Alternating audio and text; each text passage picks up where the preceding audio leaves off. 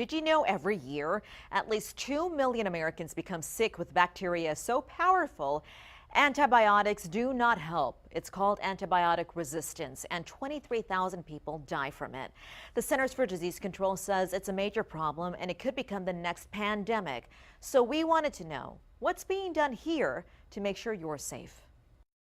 Germs, they're everywhere. Some are stronger than the drugs used to treat them. We're now seeing superbugs like MRSA and some types of E. coli and pneumonia.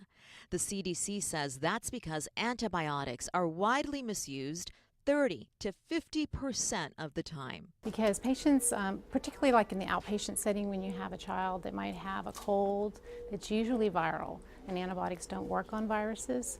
And so it's really important that we realize that not unless they have a bacterial infection, they don't need an antibiotic, and we don't want to expose them to antibiotics unnecessarily, which could lead to antibiotic resistance. Pharmacist Terry Hasso is part of a team at Seton Hospital to curb the growing problem.